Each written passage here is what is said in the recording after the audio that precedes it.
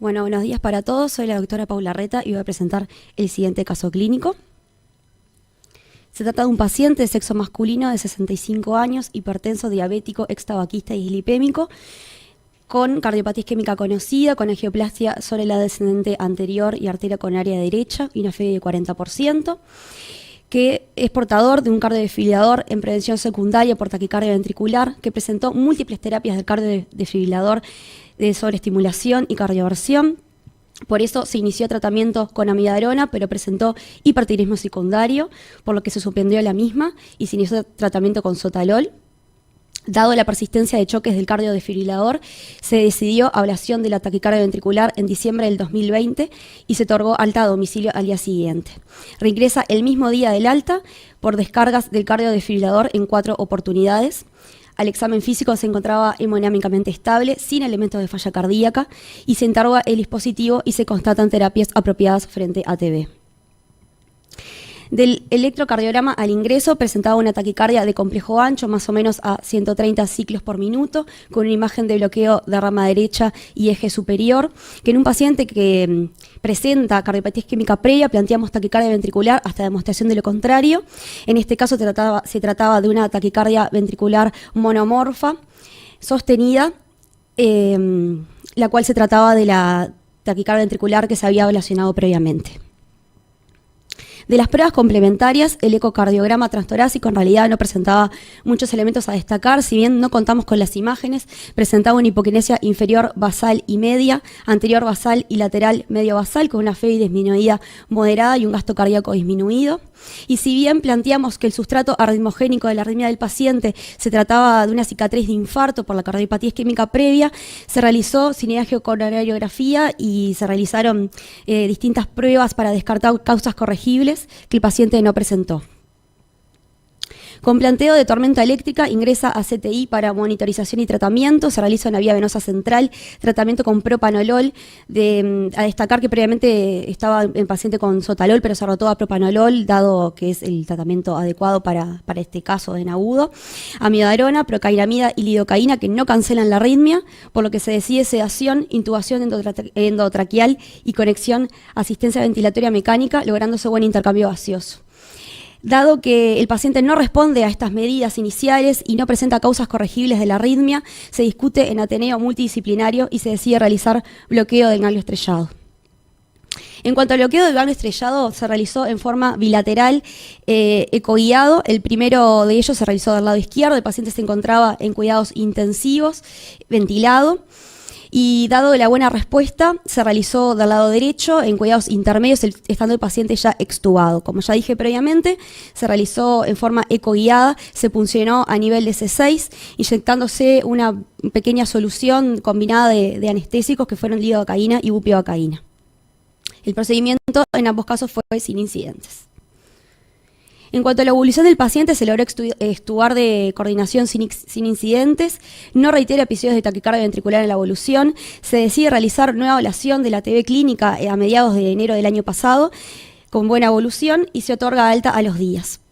El control al mes y hasta la fecha, el paciente no presenta choques del cardiodefibrilador y no se detecta taquicardia ni terapias en respuesta a la misma haberla presentado.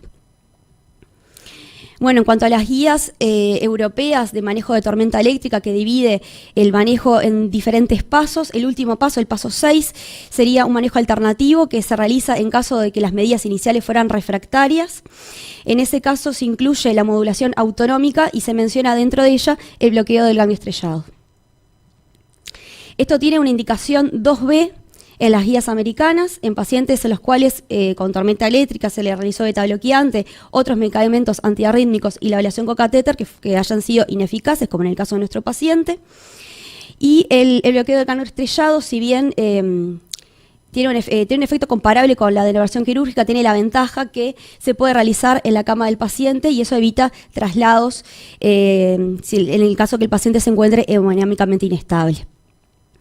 También el hecho de que sea ecoguiada no expone al paciente a radiación y evita la punción de estructuras adyacentes en forma inadvertida, por ejemplo vasos o el esófago.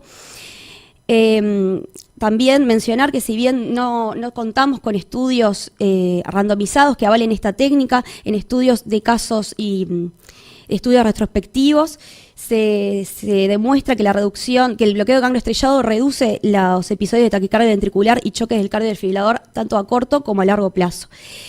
Por último, mencionar que el bloqueo simpático bilateral es más efectivo que el bloqueo unilateral, como en el caso de nuestro paciente que se realizó de forma bilateral y no presentó choques del cardiodesfibrilador previo a la ablación de la TB clínica. Gracias.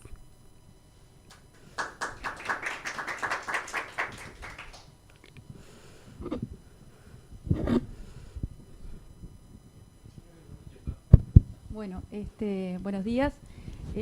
Me pareció muy interesante el caso. La taquicardia ventricular, el paciente que está con taquicardia ventricular en tormenta es un paciente que apura, que hay que tomar medidas porque, bueno, es un paciente grave por definición, y cuando uno agota todo el tratamiento antiarrítmico, me parece que este es un tratamiento alternativo que se puede, como tú especificaste, se puede hacer en CTI, bajo eco guiado, y nos posibilita, nos da una herramienta para llegar a un tratamiento un poco más de base, que es la ablación, ¿verdad?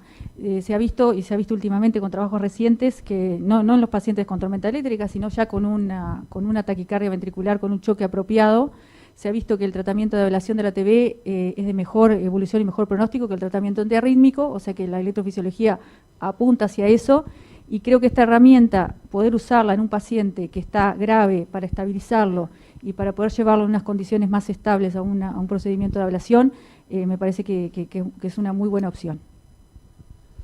Bueno, primero es un caso muy interesante, es un desafío la tormenta eléctrica. Una pregunta, porque puede haber alguna diferencia. ¿El paciente tenía taquicardia incesante o tenía tormenta eléctrica con episodios reiterados, recurrentes? El ingreso... ¿Cuándo ingresó? Cuando ingresó era sostenida, si bien estaba estable... ¿Es incesante o no? Bueno, en realidad en un momento se le inició tratamiento con amiodarona. En ese momento, si bien presentaba hiperterismo secundario, se discutió y dado el riesgo-beneficio se comenzó la infusión, en perfusión continua, y en ese momento lo chocó el cardiodesfibrilador y quedó estable. Pero presentó en internación múltiples choques. Bien. Y en un momento no revirtió. Bien, ¿y cuándo decidieron sedarlo y hacer la asistencia respiratoria? Y o sea, más o menos a los 3 días de ingreso. Bueno, ¿y esa medida mejoró, disminuyó la carga rítmica o no? No, presentaba extrasistólica ventricular frecuente a pesar de la sedación. Ahí está, lo que se sabe mucho que el tono adrenérgico elevado es uno de los factores más importantes en mantener o generar este tema de estos problemas en pacientes que tienen un sustrato adecuado. Entonces, todas las medidas para disminuir el tono adrenérgico son fundamentales, de los betabloqueantes a altas dosis, independientemente de la función sistólica y por el problema ahora el paciente es arrítmico, la amiodarona también, y por supuesto que la sedación profunda, que fue lo que hicieron ustedes en forma escalonada.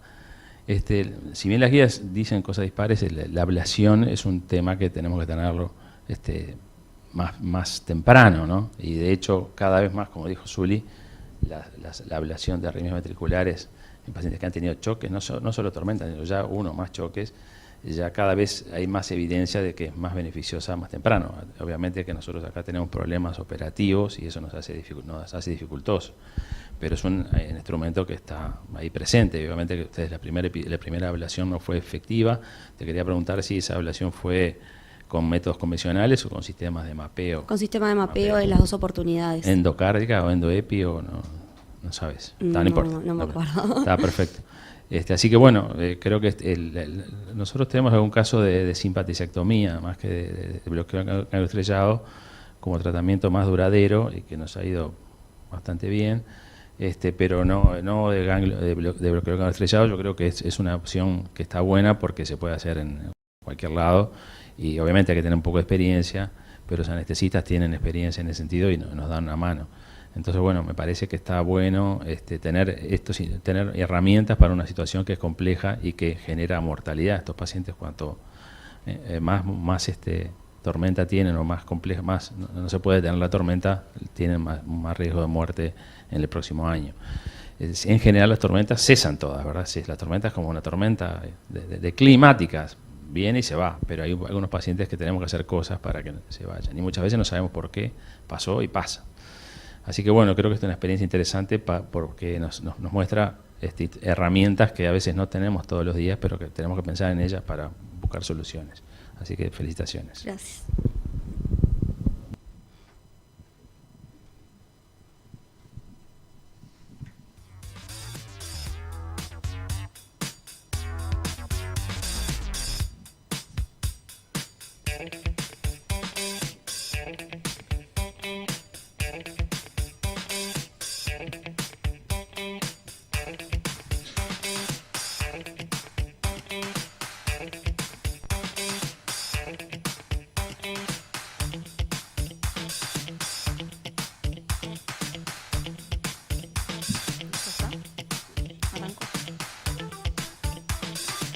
Bueno, buenos días. Pensé que estaba yo.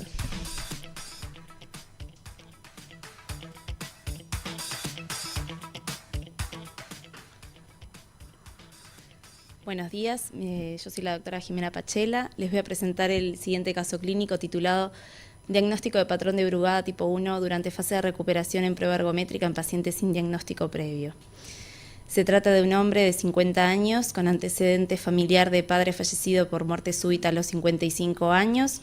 El paciente se encuentra asintomático en lo cardiovascular, realiza actividad física regular, tiene un examen físico sin alteraciones y un ecocardiograma previo sin patología estructural con una función cardíaca normal.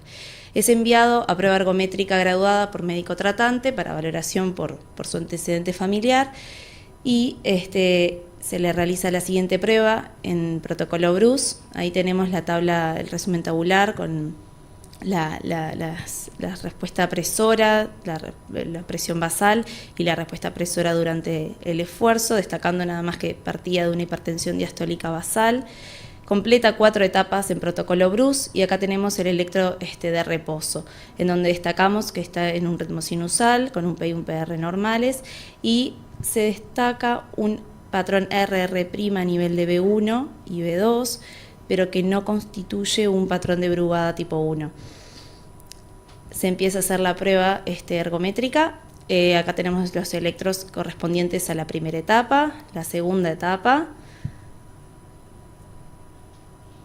tercera etapa y cuarta etapa. El paciente realiza la prueba totalmente asintomático, logrando una clase funcional 1 y sin cambios a nivel de la repolarización durante el esfuerzo de forma significativa. Durante la fase de recuperación, ya el primer minuto de la recuperación, notamos cambios a nivel de B1 y B2, a nivel de lo que es la repolarización, que son más notorios a los 2 minutos 40, en donde vemos una elevación del punto J más marcado de más de 2 milímetros, con un descenso de la onda T, y en B2 adquiere un patrón típico de Brugada tipo 1.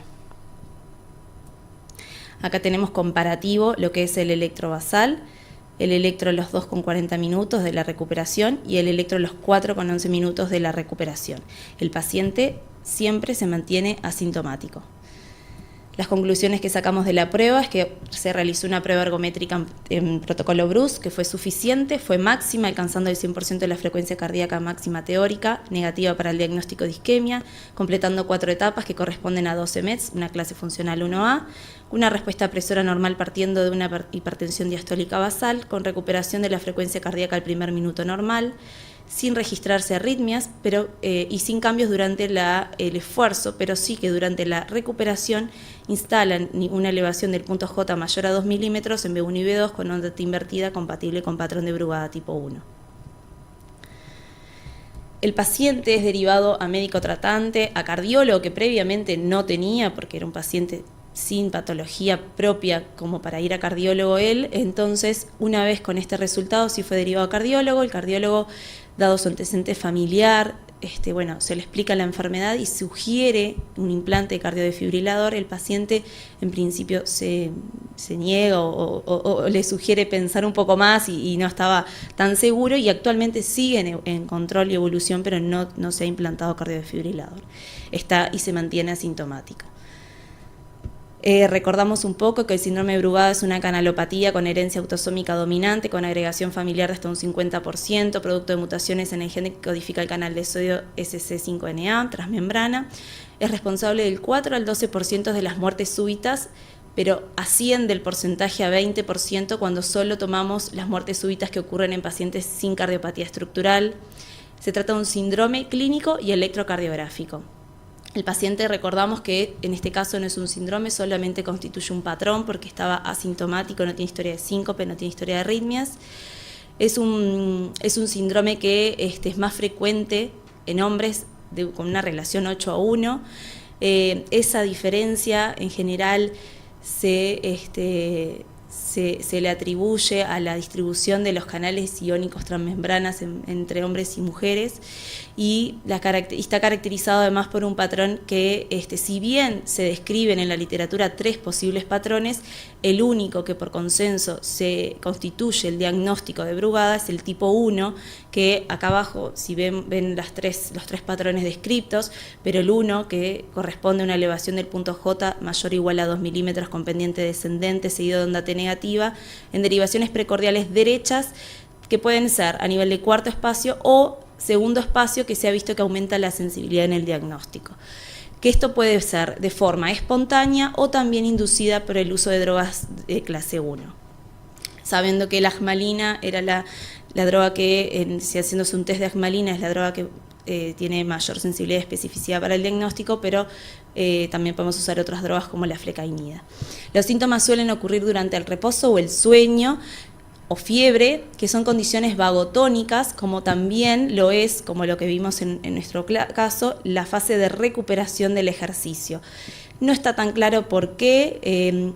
Una de las posibles teorías e hipótesis es que hay un aumento del tono parasimpático, y el aumento de la acetilcolina lleva a una inhibición de las corrientes de calcio transmembrana. Eso aumenta el desequilibrio de corrientes positivas de entrada y positivas de salida, y eso lleva entonces al desarrollo del patrón en el electro. Si vamos a la literatura y buscamos un poco Brugada y ergometría, hay escasos datos, no hay muchos reportes ni de casos clínicos ni de trabajos realizados. Un trabajo publicado en 2015, que es una revisión sistemática de ergometría y Brugada, logró encontrar un total de 166 pacientes con Brugada y prueba ergométrica, en donde se vio que la edad promedio de pacientes con Brugada que se sometían a pruebas de esfuerzo tenían 46 años, siendo el 98% hombres. Esto también no nos llama la atención, sabiendo que es un patrón francamente más frecuente en hombres. El 56% tenían síntomas con antecedente previo de FB, síncope o palpitaciones previo al estudio. En 61% de los pacientes se observaban cambios en el electro, es decir, no todo paciente con conocimiento de Brugada o sin diagnóstico presentaban cambios durante la prueba, por decir un poco más de la mitad.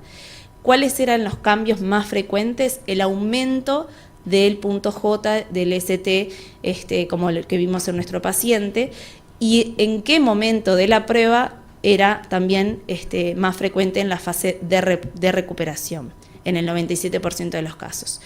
Y de todos estos pacientes, 5 tuvieron un cambio que fueron como nuestro paciente, es decir, no tenían cambios en el electrovasal diagnósticos, pero que la prueba logró desenmascarar los cambios típicos y hacer diagnóstico de Brugada.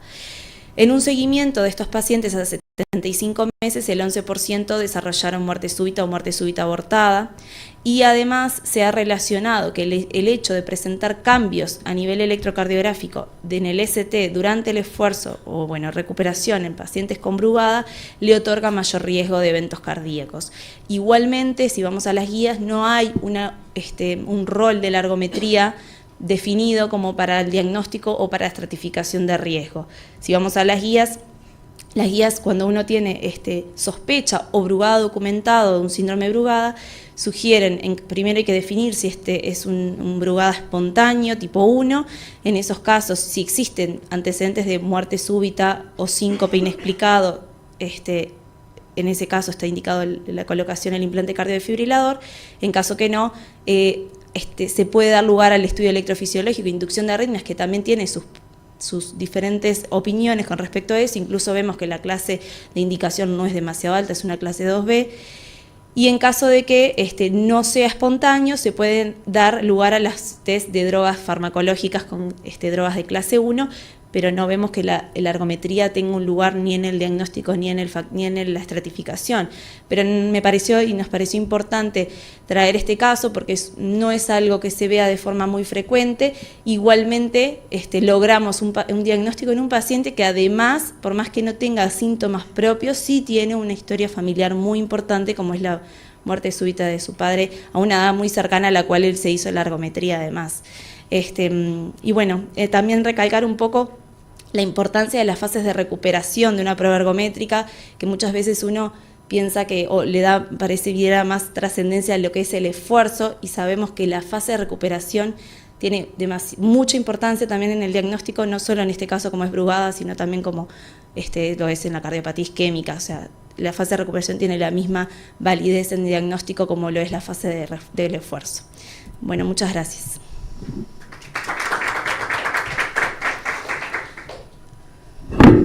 Bueno, muy bien, muy lindo el caso. Yo creo que está bueno, me gustó mucho porque es una herramienta más que tenemos para de fácil acceso para demostrar Brugada, y a veces no pensamos en ella. Acuérdense siempre que en la ergometría tenemos la parte adrenérgica, pero después tenemos la parte vagal, y eso está bueno para esto y otras enfermedades. Una pregunta que te voy a hacer importante. ¿Este es un caso tipo 1, espontáneo o inducido? Bueno, esa duda la tengo yo también. Bueno, pero tenés que decir. Yo creo que,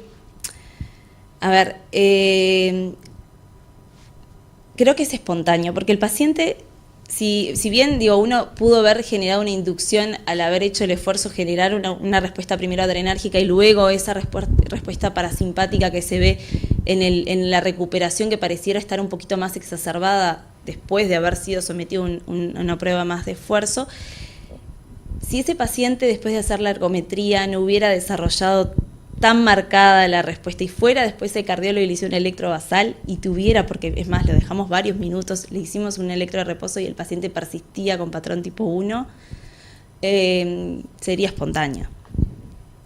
Después de los electros en la vida de él, ¿cómo era?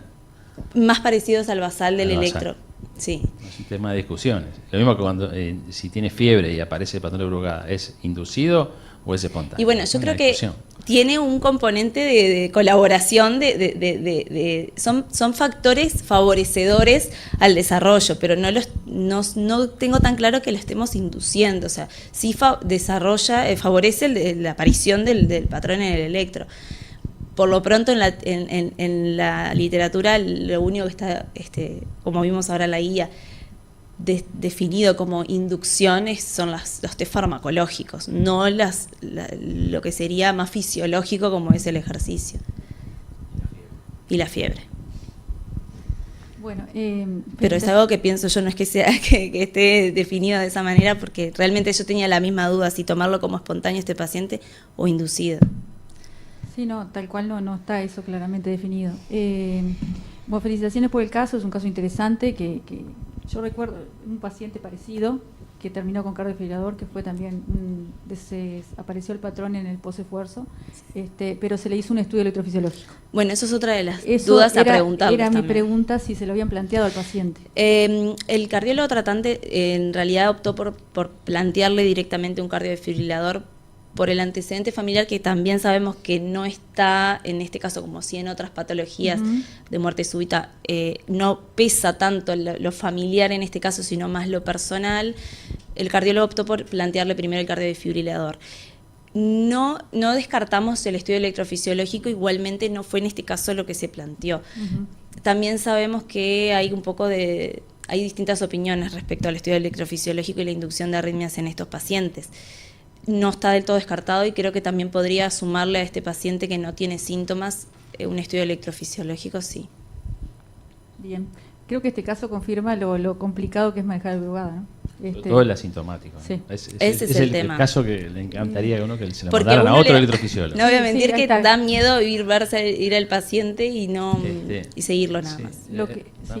Lo que tiene el Brugada también de traicionero, que los episodios son pocos, pero son muy graves, entonces uno se queda a veces con la sensación de que que el paciente está bien, pero de repente después no está. Si no se muere de eso, no se muere de otra cosa. Claro, entonces a veces uno hacer un estudio por lo menos le da una cierta tranquilidad. Sí, sí, sí. Entonces cuando lo mandan a un especialista va a decir, no le vamos a poner desfibrilador. Es difícil decir no le vamos a poner desfibrilador.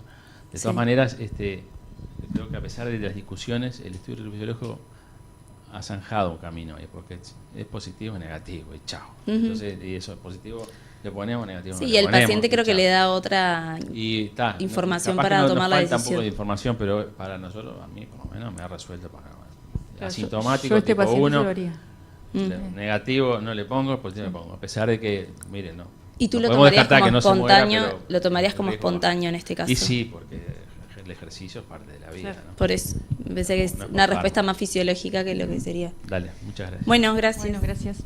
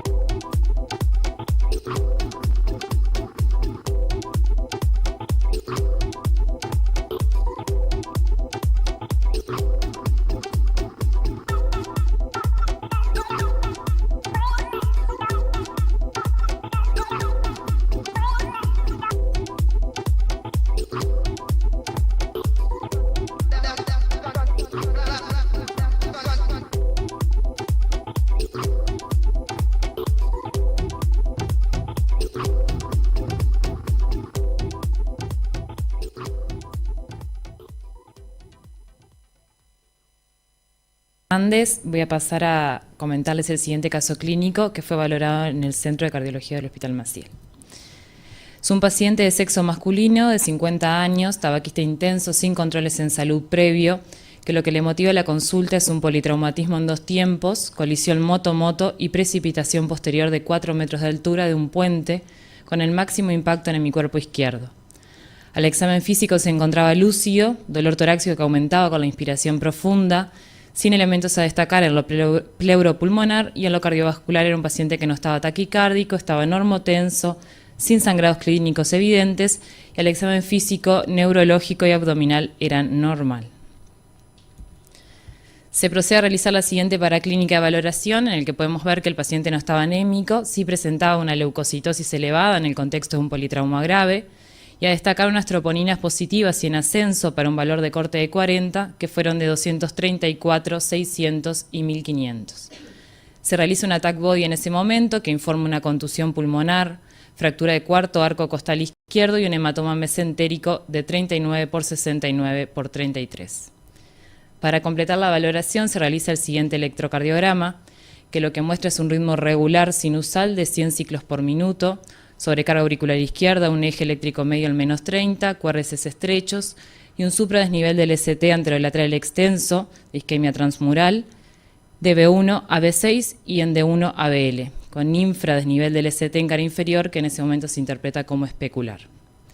El paciente es discutido con el equipo de cirugía de guardia, así como diversos equipos de hemodinamia, y se entiende que no se encontraba en oportunidad, por las complicaciones hemorrágicas que presentaba, de realizar un cateterismo de urgencia. Por lo que ingresa a CTI del Hospital Maciel y se hace la evolución del siguiente ecocardiograma, que muestra un ventrículo izquierdo con hipertrofia leve, con equinesia septal inferior y apical, hipoquinesia medial con imagen de trombo en su interior, como se puede ver en la imagen inferior señalada por la flecha azul, de 12 por 6 milímetros y una FEBI de 40%. En la evolución, este paciente, 3 semanas después de alta por parte del equipo de cirugía, porque presentó un episodio también de hemoptisis en el contexto de la contusión pulmonar, se puede realizar la cineangio de coordinación, que no mostraba lesiones angiográficamente significativas, con un árbol coronario de muy buen calibre, sin lesiones leves ni otras lesiones a destacar. En la evolución, ya un mes después, un mes y medio después, para ser más preciso, del evento índice, se realiza la siguiente resonancia, que lo que muestra es una FEBI moderadamente reducida, con alteraciones sectoriales, un aneurisma apical sin trombo en este momento, con fibrosis extensa un 27% e isquemia transmural, como se puede apreciar ahí también en la imagen a la derecha. En suma, hasta el momento entonces, un paciente de sexo masculino de 50 años, que fue un politraumatizado con un trauma cerrado en hemitórax izquierdo, que lo que presentó fue un infarto agudo de miocardio secundario a un traumatismo cardíaco.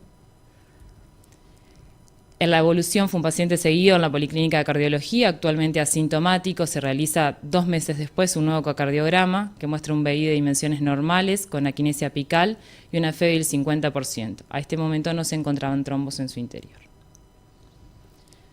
En cuanto a la discusión y un poco la revisión bibliográfica de este paciente, podemos decir que en los politraumatizados en un 20% se constata traumatismo cerrado torácico. De estos, la contusión miocárdica tiene una incidencia variable entre un 16 y un 76%. Así también el trauma cardíaco aumenta 2,6 veces el riesgo de infarto agudo de miocardio. La arteria descendente anterior, por una cuestión anatómica, se convierte en el vaso que se afecta con mayor frecuencia, sobre todo a nivel proximal, y es responsable de un 66 a un 71% aproximadamente de los infartos agudos de miocardio postraumáticos. La presentación clínica en realidad es variable, puede ir de un dolor torácico leve, pasar por arritmias graves como la muerte súbita. Y en cuanto a la discusión etiopatogénica, los mecanismos fisiopatológicos son varios.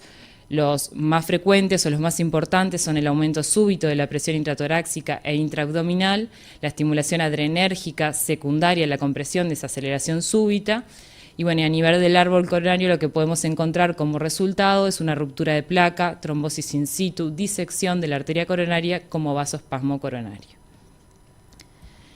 Como para concluir finalmente haciendo un resumen y el planteo que en realidad, si bien el cateterismo por cuestiones de complicación hemorrágica del paciente fue realizado 3 semanas después, podemos decir que el tuvo un politraumatismo con un traumatismo de tórax grave, un electrocardiograma que mostraba isquemia anterolateral extensa, transmural, con troponías positivas, por lo tanto un infarto agudo de miocardio, un ecocardiograma que mostró disfunción sistólica y aquinesia sectorial, con un cateterismo, como dijimos, que fue realizado 3 semanas después del evento, sin lesiones angiográficas, y una resonancia que lo que muestra es un patrón de realce isquémico en territorio de arteria descendente anterior. Por tanto, y no pudiendo descartar tampoco un vasoespasmo coadyuvante coronario, el planteo para este infarto agudo de miocardio anterolateral extenso es que esto haya sido una disección de arteria descendente anterior postraumatismo miocárdico con una resolución espontánea. Muchas gracias.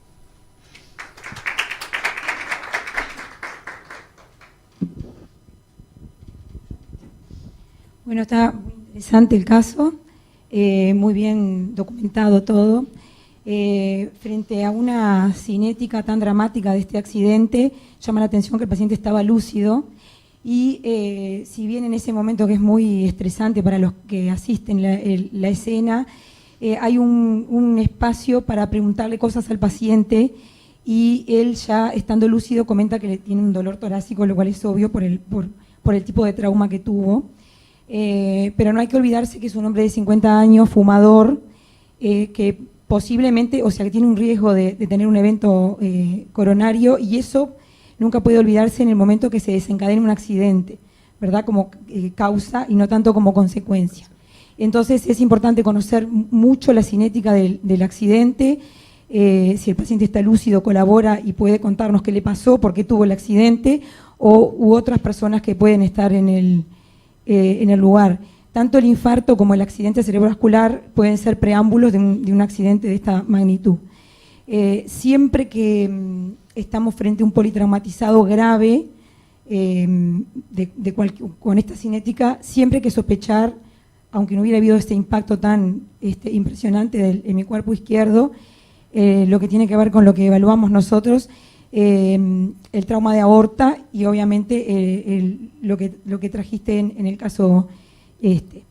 En cuanto al hallazgo inicial del supradesnivel del ST, que es muy ostensible, y a la presencia de un trombo en el ventrículo izquierdo, ¿cómo lo analizaron eso? ¿Qué plantearon como la causa del trombo? Bueno, en realidad como el paciente en el momento no se ingresa a un servicio de hemodinamia porque se entiende que no está en la oportunidad, ingresó a CTI, el ecocardiograma se hace ya en la evolución, o sea, pasado un tiempo de lo que había sido el evento de índice, o sea, se plantea como secundario en realidad el infarto que tuvo en el momento, no como algo previo que hubiese tenido el paciente. O sea que hubo un delay en la realización del ecocardiograma. Sí, casi una semana. Entonces, volviendo a lo mismo, todo paciente politraumatizado grave debe tener en el análisis de todos sus órganos y sistemas, por más que esté lúcido y por más que así a priori no se le vea bien, si tiene un politraumatismo grave, con esta cinética tiene que tener siempre una evaluación cardiovascular al inicio. Sí. Un electro, un eco, y bueno, y en el body que va a salir lo de la aorta, ¿no? Clínicamente él no presentaba ningún signo, no tenía anemia, no estaba en shock, o sea, bueno, se descartó igual en el body, que eso sí fue precoz. Bien. Sí, estoy de acuerdo de que el eco tendría que haber sido más precoz, pensando en un traumatismo, o sea, torácico, el riesgo de ruptura cardíaca y el riesgo de rotura valvular que tienen estos pacientes. Si bien no fue el caso, se podría haber presentado, porque no siempre la sobrelevación del ST es solo infarto, o sea, podría haber sido, no es la presentación clínica, el paciente estaba relativamente estable, no había shock cardiogénico, pero podría haber presentado otras complicaciones. Y estoy de acuerdo después en la evolución, visto la evolución tanto al hacer la coronariografía, que lo más probable es que haya sido una disección, porque el no presentar lesiones coronarias hace pensar muchas veces las disecciones se resuelven en forma espontánea, y creo que es lo más probable en este paciente. Felicitaciones, muy interesante. Bien, muchas gracias. Muy bueno, muchas gracias.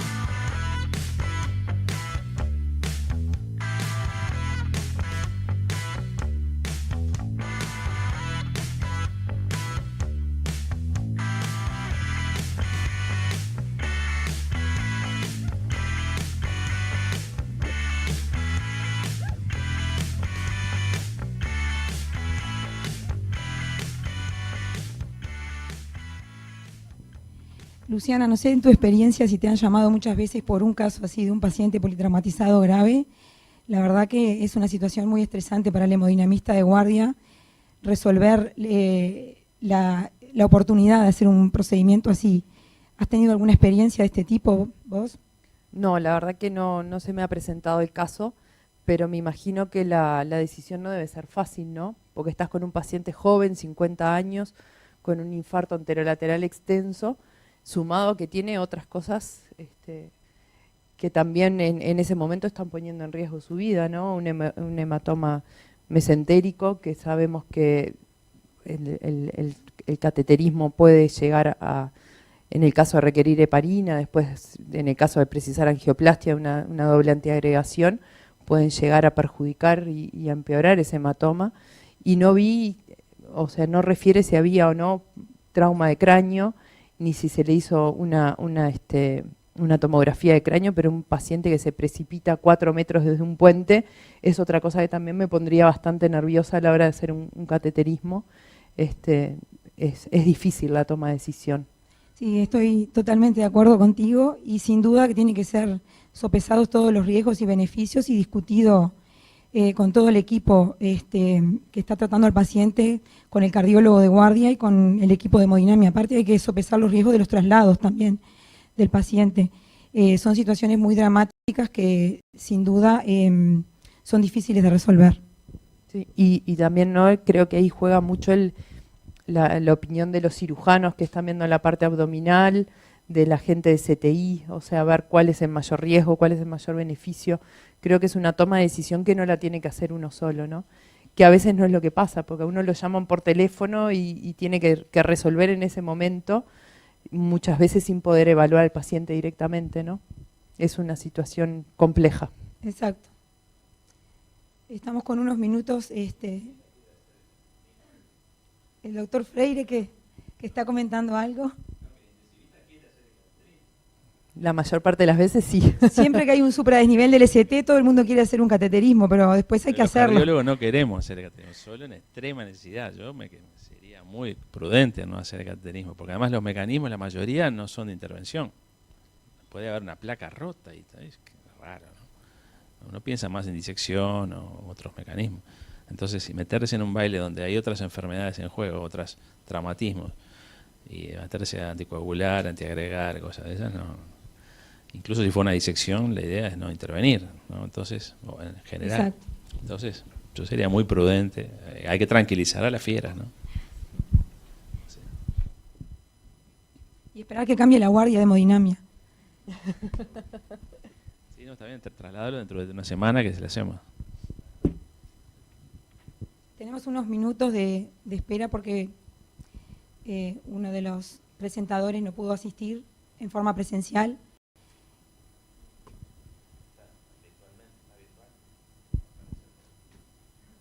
Seguimos en unos minutos con el siguiente caso.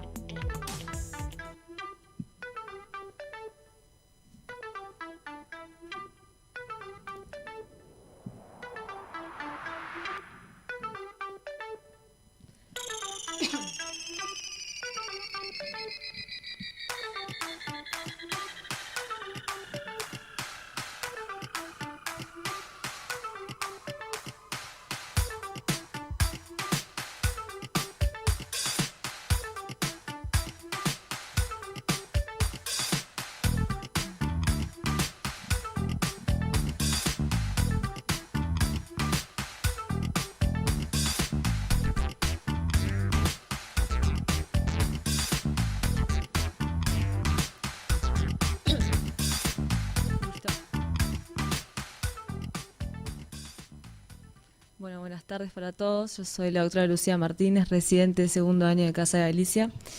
El caso clínico que les voy a presentar hoy Lo presentamos con los doctores Sebastián Lluveras, Leandro Jubani y Ricardo Lluveras.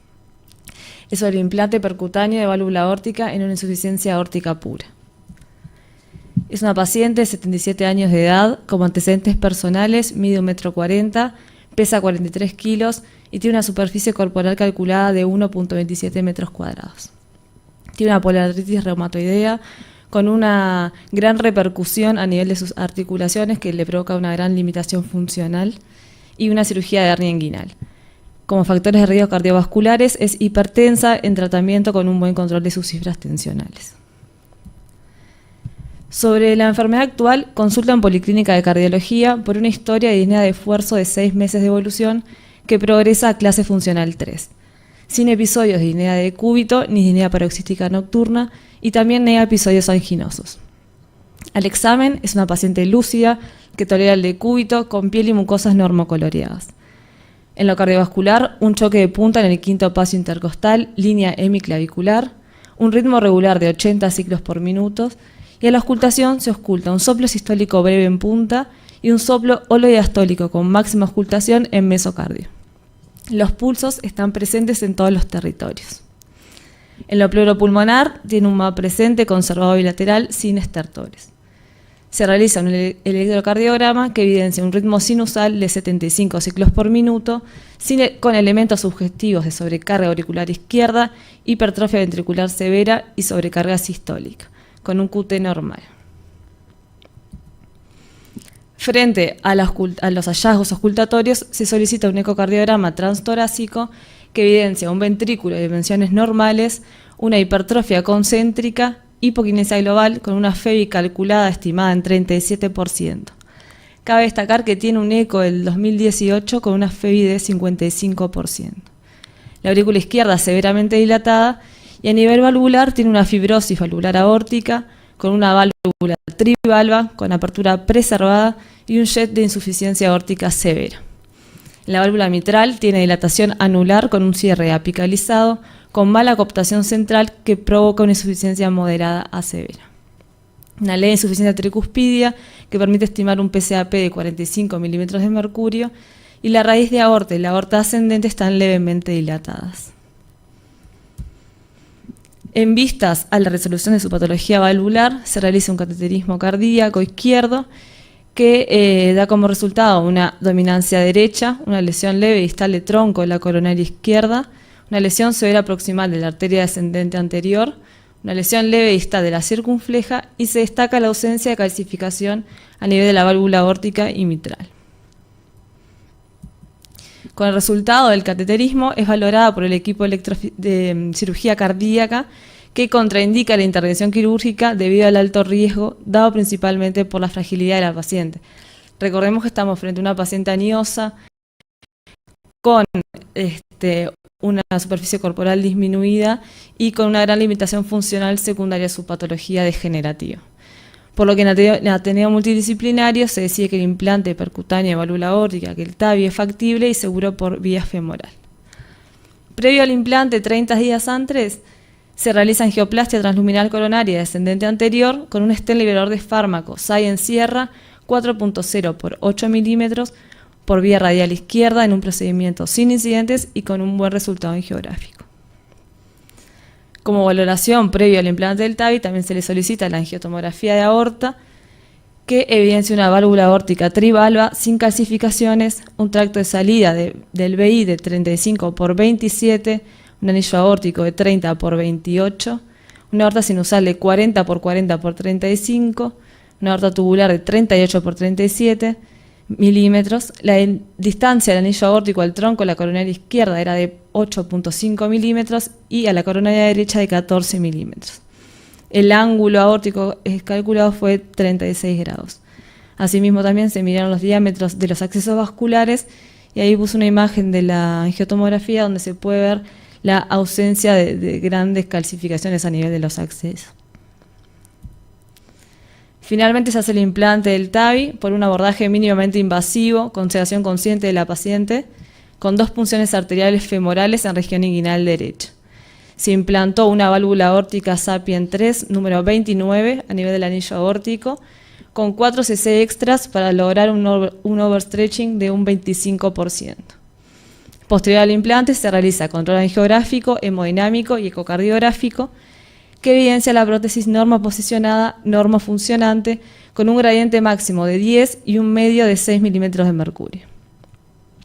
Para finalizar, se realiza una sutura percutánea con un dispositivo ProGlide a nivel de la punción femoral proximal, se revierte la parina y se realiza control angiográfico, esta vez a nivel de la arteria femoral, que evidencia una arteria femoral permeable y sin lesiones. Abajo le puse 3 imágenes del procedimiento. La primera figura es un ortograma preimplante, donde se observa la ausencia de calcificación a nivel de la válvula aórtica y la insuficiencia con el contraste a nivel del ventrículo izquierdo. La segunda figura también es un ortograma preimplante, donde se observa la válvula posicionada a nivel del anillo aórtico. Y la tercera figura ya es un ortograma posimplante, donde se observa la ausencia de reflujo valvular. De la evolución hospitalaria, esta paciente tuvo una buena evolución, se mantuvo lúcida, asintomática en lo cardiovascular y respiratorio, apirética, hemodinámicamente estable, siempre en ritmo sinusal, sin arritmias, buena dinámica respiratoria, sin edema pulmonar, tránsito urinario y digestivo sin alteraciones, siempre se mantuvo con función renal normal, el abordaje femoral derecho, sin complicaciones, con una buena evolución, y se fue de alta a domicilio al tercer día del procedimiento. 10 meses después implante se realiza un ecocardiograma de control que persiste con la hipertrofia ventrículo izquierdo moderada, una hipoquinesia global con una FEI estimada en 40%, la aurícula que persiste severamente dilatada y la prótesis normoposicionada, normofuncionante, con un gradiente máximo de 10 y un medio de 5 milímetros de mercurio. Recordemos que en el control postimplante inmediato también teníamos un gradiente máximo de 10 y un medio de 6 milímetros de mercurio, y no se observa insuficiencia valvular ni perivalvular. La mitral persiste con dilatación del anillo, apicalización de sus velos e insuficiencia moderada. Un PCAP que se calcula en 42 milímetros de mercurio. En relación a la evolución clínica posterior, ha tenido una buena evolución, con mejoría de su disnea de esfuerzo, actualmente en clase funcional 2. Y por último, para hablar a grandes rasgos, tocar algunos temas grandes del TAVI en la insuficiencia aórtica pura, es que en comparación con las indicaciones en el TAVI en estenosis aórtica severa, los datos en este tipo de pacientes son limitados, es una indicación principalmente off-label, y dada la anatomía, la repercusión anatómica que tiene esta patología a nivel ventricular y aórtico, en comparación con la estenosis aórtica, puede presentar mayor dificultad en el implante, secundaria a la ausencia de calcificación a nivel del anillo, mayor riesgo de embolización del dispositivo también por la ausencia de la presencia del calcio que vemos en la estenosis, mayor probabilidad de insuficiencia paravalvular con necesidad de colocación de una segunda prótesis. Pero también con el paso del tiempo, los equipos multidisciplinarios, se ha visto que en pacientes seleccionados el implante del TAVI en insuficiencia aórtica pura es segura y eficaz. Muchas gracias.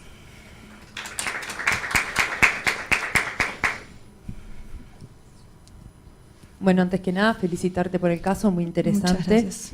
Y es lo que se viene, ¿no? O sea, como bien decías vos, no está dentro de las guías, no es una indicación, pero está pasando esto, ¿no? Pacientes con patologías que los cirujanos descartan la cirugía por el riesgo. Una paciente que si bien es añosa, tampoco era una, o sea, todavía tiene años por vivir y darle una buena calidad de vida a una paciente que está con una disnea limitante. La TAVI se está convirtiendo en una opción.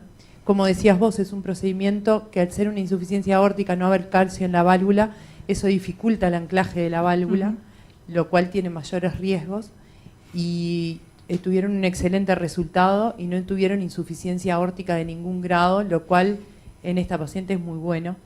Y uno después tiende a pensar, bueno, ¿qué pasa con la mitral? La mitral tenía, si yo no me equivoco, una insuficiencia severa previa.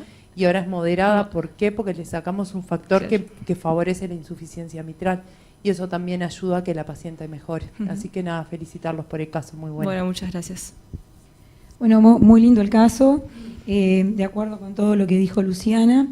Estoy de acuerdo con la selección de la paciente, de acuerdo que si bien no es añosa, tiene elementos de fragilidad, su patología articular, es una paciente con doble lesión valvular, mitral y aórtica, con lesiones coronarias, con hipertensión pulmonar, si bien no tiene una disfunción sistólica severa, tiene un toque de su función ventricular, es de baja talla, todas cosas que favorecen a que, si bien algunos de estas variables no están estrictamente en los scores de riesgo, sí sabemos que va a tener mayor riesgo en el intraoperatorio y en el postoperatorio.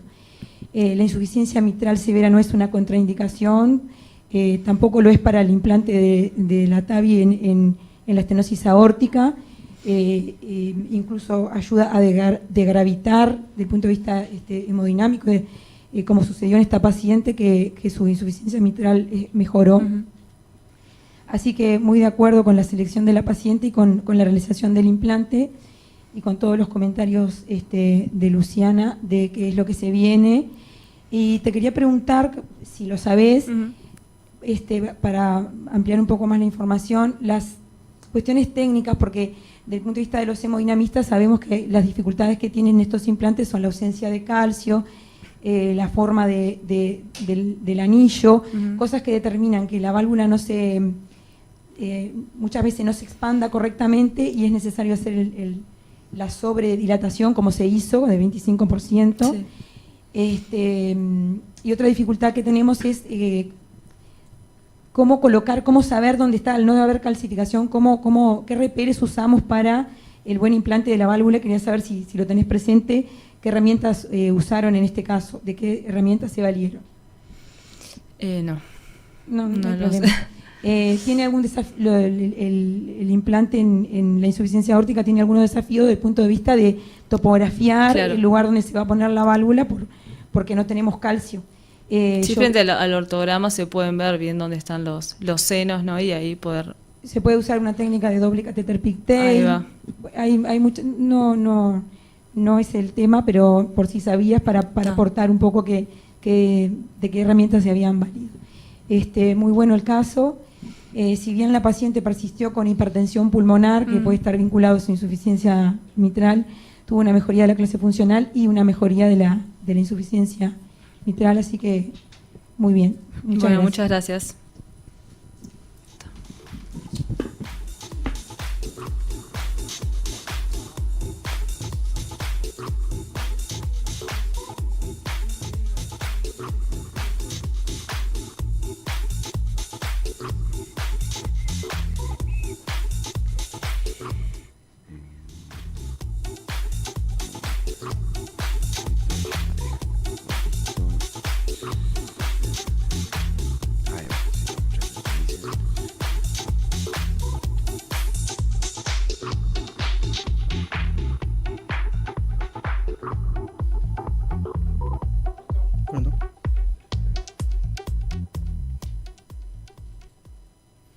Buenas, yo soy el doctor Nicolás Molina y vengo a presentar un caso de un síndrome coronario agudo con elevación del segmento ST y sin lesiones coronarias.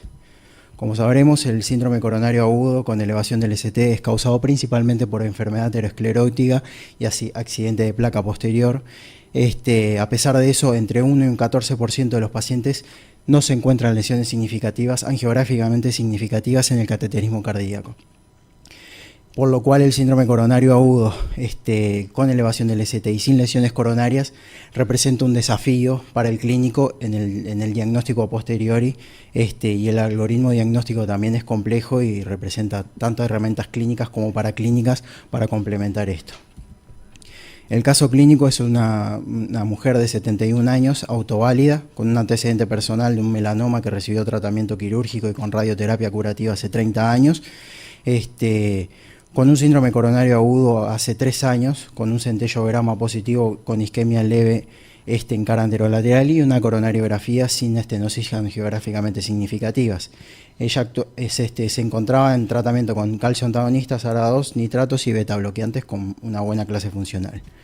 En marzo del corriente año ingresa por un infarto sin elevación del ST con troponinas de 635. En ese contexto se realiza una cineangiocoronariografía que no evidenció estenosis angiográficamente significativas. Durante este procedimiento la paciente repite el dolor anginoso, no se evidencia vasoespasmo en el procedimiento y tampoco cambios electrocardiográficos, por lo que se plantea una angina microvascular y se otorga alta a domicilio posteriori bajo tratamiento médico óptimo. A los 20 días de este episodio presenta de nuevo un episodio anginoso en reposo sin alteraciones en el electrocardiograma. En la puerta de emergencia se le hacen las troponinas que venían en descenso, por lo que ingresa a piso para valoración. El ecocardiograma en este ingreso era normal sin trastornos sectoriales. A las 6 horas de este ingreso, nuevamente un episodio de dolor torácico en reposo con el siguiente electrocardiograma, presentando cambios dinámicos con supradesnivel en la región anteroseptal. Como previamente se había planteado la angina vasoespástica microvascular, se inicia tratamiento médico con Conducil sublingual 5 miligramos cada 5 minutos y nitroglicerina en infusión por bomba de infusión, para ver si podríamos revertir tanto sintomatología como cambios electrocardiográficos. Luego de 1 hora de tratamiento intensivo, se logra revertir parcialmente los cambios electrocardiográficos, pero dada la persistencia de la sintomatología, se decide hacer el cateterismo cardíaco nuevamente. Como se observa acá, la coronaria derecha no tiene lesiones angiográficamente significativas.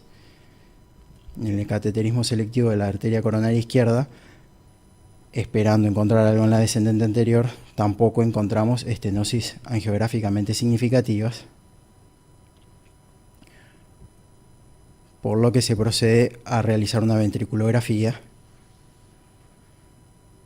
constatándose una hipoquinesia en el sector medio ventricular con contractilidad conservada del ápex e hipercontractilidad basal, por lo que se plantea una miocardiopatía de Takotsubo medio ventricular en su presentación más atípica. Se continúa con tratamiento médico y se pasa a cuidados intermedios. Luego de 24 horas de este episodio, la paciente reitera dolor torácico en reposo, el electrocardiograma nuevamente con supradesnivel en la misma región anterolateral, pero esta vez contábamos con ecocardiógrafo a la cabecera del paciente, por lo que se procede a realizar ecocardiograma durante este episodio y se inicia de vuelta tratamiento intensivo con vasodilatadores coronarios. Aquí se puede, la ventana no es la mejor porque la paciente realmente se encontraba dolorida, pero se puede evidenciar una hipoquinesia de la cara anterior y lateral y de la cara septal, con reversión, pues tenemos primero con dolor y después sin dolor y con la reversión de cambios electrocardiográficos. Luego del tratamiento con vasodilatador se ve la reversión de los trastornos sectoriales de la contractilidad. Comparamos la imagen de izquierda con dolor y la imagen de la derecha sin dolor y con la reversión de los cambios ecocardiográficos y electrocardiográficos y que se dieron la sintomatología. Por lo tanto, vamos a un diagnóstico secundario de una angina vasoespástica y de Prinzmetal por la respuesta clínica y haber contado con el ecocardiógrafo a la cabecera de la paciente. En la evolución se inician antagonistas de los canales de calcio por este diagnóstico, no dihidropiridínicos con escasa tolerancia porque la paciente tiene una enfermedad del nodo sinusal y presentaba pausas significativas, por lo que se decide un implante, un marcapasos DDD para mejor titular los antagonistas de calcio, que se logra titular a altas dosis, no reiterando episodios en la evolución, por lo que se otorga alta domicilio y la paciente permanece asintomática hasta el momento. Una breve discusión ¿no? de lo como iniciábamos el caso, que el desafío diagnóstico que es esta paciente y que puede presentar muchas veces un infarto con elevación del ST sin enfermedad coronaria significativa. Acá, como verán, hicimos primero el diagnóstico de Takotsubo y luego en retrospectiva una angina vasoespástica. ¿Por qué optamos, por qué se determinó que el diagnóstico final era una angina vasoespástica? Primero, por los trastornos sectoriales que describimos en la ventriculografía. Con el diario del lunes volvimos a mirar la ventriculografía y realmente se veía que era la hipoquinesia respectaba un sector de la arteria que era la descendente anterior y no que era totalmente medio ventricular, porque la región inferior en la ventriculografía se contraía. La presentación clínica de la paciente, que habitualmente la miocardiopatía por estrés, el Takotsubo, no reitera episodios tan frecuentemente en el corto periodo del tiempo, pero la angina vasoespástica sí, y tiene el ángulo de reposo. No solamente eso, sino que también los cambios dinámicos electrocardiográficos y sectoriales que corresponden al territorio de la descendente anterior de una arteria coronaria sola, que corresponde más a una angina variante de Prince-Metal que con vasoespasmo que al Takotsubo, sencillamente por la fisiopatología que es distinta. Y también la respuesta terapéutica, que respondió favorablemente a los antagonistas de los canales de calcio, que la angina vasoespástica responde favorablemente a este tratamiento. Hay una fisiopatología intrincada entre el Takotsubo y el vasoespasmo. Se plantea que gran parte de la fisiopatología del Takotsubo es la presencia del vasoespasmo frente a esa respuesta estresante que es en el momento que representa el Takotsubo. Incluso hay estudios que se están realizando que se hacen acetilcolina, test de acetilcolina en la intracoronario a los pacientes que tienen diagnóstico de Takotsubo y se comprueba vasoespasmo difuso. Cuando es el Takotsubo típico, se observa el vasoespasmo de la descendente anterior y además de vasos secundarios. Y cuando es medio ventricular, la descendente anterior queda conservada y los vasos secundarios son los que se contraen. Entonces hay algo intrincado entre la angina vasoespástica y la fisiopatología del Takotsubo, por lo cual el diagnóstico se plantea difícil, y fue difícil porque en realidad hay un entrelazamiento entre la fisiopatología de las dos enfermedades. Y bueno, y a pesar de esto, ¿no?, de los múltiples algoritmos diagnósticos, de que hay test de acetilcolina, de que la ventriculografía, los ecocardiogramas, se puede hacer PET inclusive para hacer el diagnóstico, hay una alta tasa de un 8 o un 25% de pacientes con este síndrome que siguen aún sin un diagnóstico etiológico al final de esta enfermedad. Bueno, muchas gracias.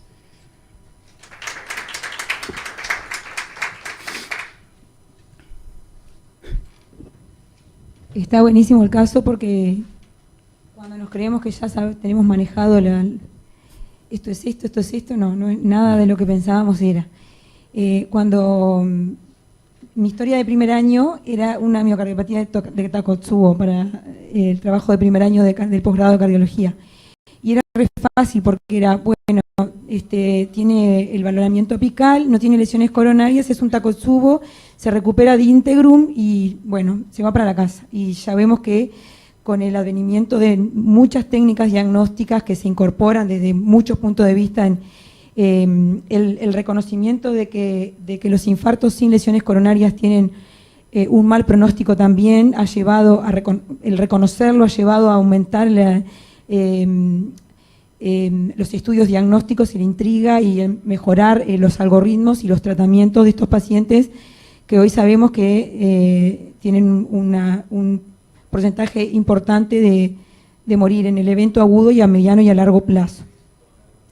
Está buenísimo el caso porque no convencidos con lo que hallaron en el cateterismo y la ventriculografía, cuando la paciente reitera dolor y cambios del electrocardiograma, se usa una técnica diferente de imagen, se hace una prueba terapéutica y se comprueba que el mecanismo puede ser otro, y eso es muy importante porque lo que le va a asignar al paciente es el tratamiento que después vamos a instrumentar y lo que le vamos a decir de cómo tiene que conducirse a posteriori, que es lo más difícil para el cardiólogo clínico, porque los hemodinamistas decimos, bueno, es un Takotsubo y bueno, está, y se quedó por esa, y el que después tiene que lidiar con el problema es el cardiólogo clínico. Te quería preguntar si en algún momento se plantearon, sé que es previo a cuando tú tomas el caso, pero una paciente que tiene más de un evento, siempre de las mismas características, si se planteó en algún momento agregar otros estudios de imagen como una resonancia para hacer un realce tardío, para investigar un poco más, para dividir un poco más las aguas de qué era lo que tenía la paciente, una angina microvascular, o sea, identificar, afinar un poco el diagnóstico. Y si no se hizo, bueno, tener siempre presente que los pacientes con infartos sin lesiones coronarias se debe pensar en indagar más con este tipo de estudios para conocer más la etiopatogenia y tratarlos mejor. Sí, estoy 100% de acuerdo, justo iba a hablar eso mismo, ¿no? De la resonancia en los pacientes sin lesiones coronarias. En este caso creo que la evolución de la paciente les permitió llegar a un diagnóstico más claro, pero muchas veces queda en el paso previo, ¿no? No repiten dolor, es un takotsubo, es un vasoespasmo, y la resonancia va a permitir ver edema, ver si es en el territorio compatible con el territorio de una arteria, si hay realce tardío que pueda hablar de algo isquémico. O sea, la resonancia en ese sentido, en este caso la misma paciente los fue llevando al diagnóstico, pero si no, creo que en los pacientes, en los MINOCA, ¿no? La resonancia juega un rol fundamental y que cada vez está más disponible en el medio. Entonces creo que es un estudio importante en este tipo de pacientes, sobre todo porque si el diagnóstico es el de vasoespasmo, se juega el pronóstico de esta paciente, ¿no? Y el tratamiento, porque si no veo mal, era por lo menos el tercer cateterismo que tenía la paciente por síndromes coronarios agudos por dolor. O sea, probablemente esta señora siga repitiendo episodios y saber, bueno, que ya está ese diagnóstico es una buena cosa. Estaba siendo tratada tenía un tratamiento para vasoespasmo, por lo que vi inicialmente, y cuando hizo este último evento estaba bajo tratamiento y lo cumplía. Eso también es un desafío, porque con el hallazgo de ustedes en el último evento queda poco paño para hacer con ella. Por eso pienso que a pesar de estos hallazgos se beneficiaría de hacerle un estudio adicional para comprobar isquemia microvascular, ver bien los territorios que pueden estar afectados, para ver si es necesario agregar otras herramientas terapéuticas, más allá del vasoespasmo. Pero muy bueno, felicitaciones. Muchas gracias.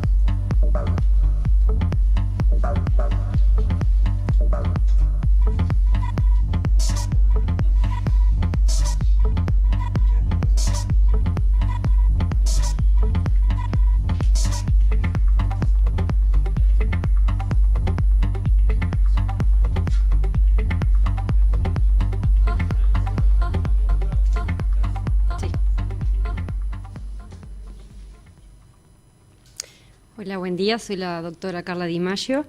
Voy a presentar el caso clínico de un aneurisma ventricular izquierdo. A modo de introducción, el aneurisma ventricular izquierdo congénito es una entidad que es muy rara de ver, es muy poco frecuente y habitualmente se diagnostica en la mayoría de los casos, excluyendo otras etiologías más frecuentes. Vamos a presentar el caso de una mujer con un aneurisma ventricular izquierdo de probable etiología congénita que se manifestó con Angor y que requirió resección quirúrgica. Se trata de una paciente de sexo femenino de 49 años con antecedentes personales de hipertensión arterial crónica y dislipemia. Consulta en emergencia por dolor torácico de características anginosas, con un Angor de esfuerzo de 15 días de evolución, a grandes esfuerzos, clase funcional 1-2. Se realiza un electrocardiograma basal que no mostró elementos de isquemia aguda, la dosificación de enzimas cardíacas seriadas fue negativa y el examen físico realizado en dicho momento fue normal. Se envía a control a policlínica con cardiólogo. La paciente refiere persistir con Angor y disnea, que habían aumentado un poco a una clase funcional 2. Se solicita un ecocardiograma transtorácico que no mostró alteraciones, era normal, y se destaca que de la paraclínica sanguínea solicitada, la serología para Chagas y sífilis eran normales. Se solicita, debido a la persistencia de los síntomas, un centellograma de perfusión miocárdica sensibilizado con dipiridamol que evidenció severa isquemia miocárdica inducida en el ápex con extensión de menor grado al segmento anteroapical y una FEBI conservada. Con este estudio y debido a la persistencia de síntomas, se le solicitó una cineangiocoronariografía con resultado de árbol coronario sin lesiones significativas y se destaca que no se realizó una ventriculografía.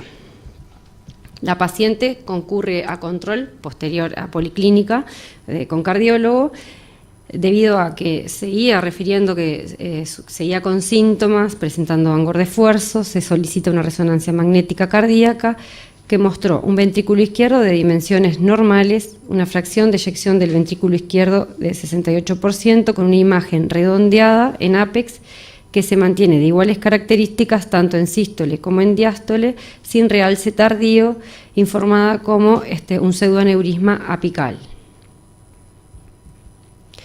Es valorada por cirujano cardíaco y se decide realizar cirugía cardíaca, donde se vio que se trataba de un aneurisma del ápex del ventrículo izquierdo, de pared fibrótica fina, realizándose resección y cierre con parche pericárdico. El acto quirúrgico fue sin incidentes intraoperatorios, con una buena evolución posterior y con alta a domicilio. Bueno, en cuanto al aneurisma ventricular izquierdo congénito, como decíamos, es una entidad poco frecuente, rara de ver, es un diagnóstico básicamente por exclusión de todas las otras causas y otras etiologías. El aneurisma ventricular se presenta más frecuentemente como complicación mecánica tardía del infarto y su incidencia ha ido disminuyendo como consecuencia del tratamiento de revascularización temprana. Se conocen causas no ateroscleróticas de obstrucción de arterias coronarias como los MINOCA, el síndrome de Takotsubo, el vasoespasmo, la obstrucción embólica, cualquiera de los cuales pueden dar como resultado un infarto y un aneurisma ventricular. Dentro de las causas no vasculares pueden verse la sífilis, la tuberculosis, la enfermedad de Chagas, las cardiopatías infiltrativas, traumatismos de tórax y aneurismas ventriculares congénitos que son infrecuentes. Dentro del diagnóstico diferencial de los aneurismas ventriculares debe hacerse con los divertículos congénitos del ventrículo izquierdo que pueden llevar a la confusión. La contractilidad es un parámetro confiable para diferenciarlos. Los aneurismas se expanden mientras que los divertículos se contraen durante la sístole ventricular. El tratamiento de los aneurismas continúa siendo un poco un reto tanto para el clínico como para el cirujano. Los pacientes que presentan angina, insuficiencia cardíaca, arritmias o aneurismas grandes deben ser tratados con cirugía cardíaca. Y en este caso, la presencia de arterias coronarias normales, la exclusión de otras causas etiológicas como las que se mencionaban, permitió determinar que el origen más probable de este aneurisma era el congénito. Gracias.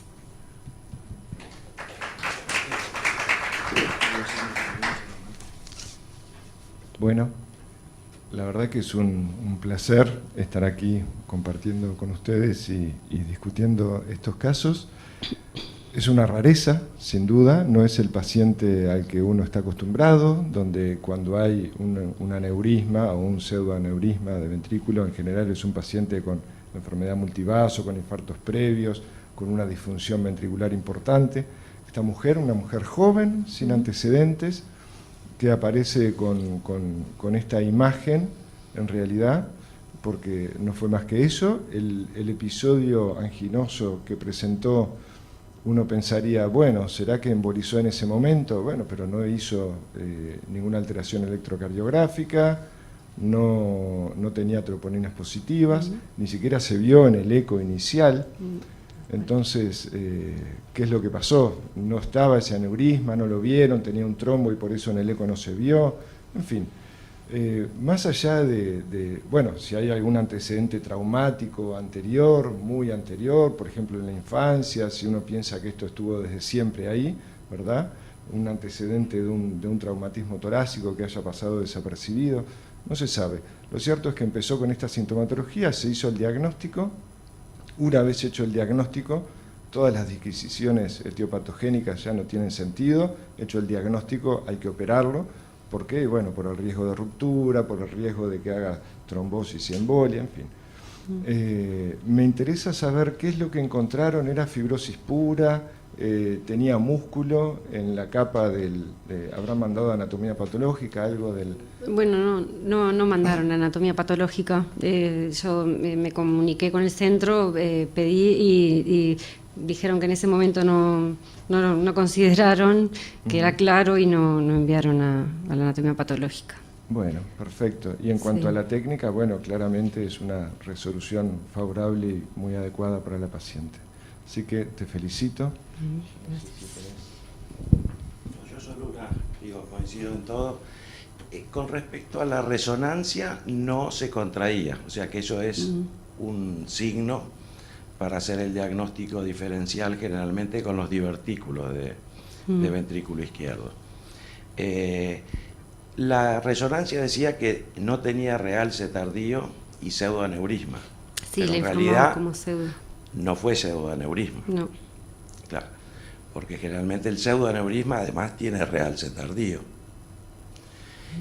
Y otra cosa importante es, en cuanto al tratamiento, siempre hay dos posiciones, generalmente en los aneurismas chicos, ya sea congénito o secundario, y hay que estar muy atentos porque hay casos de aneurismas chicos que antes se los dejaba con tratamiento médico, y son muy productores de arritmias malignas.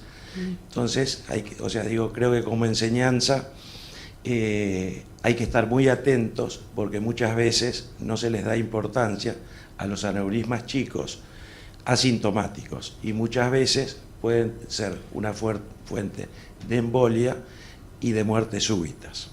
Entonces, generalmente los aneurismas, independientemente del tamaño, o los divertículos, hay que estar muy atentos y por las posibles complicaciones. Felicitaciones. Bueno, muchas gracias.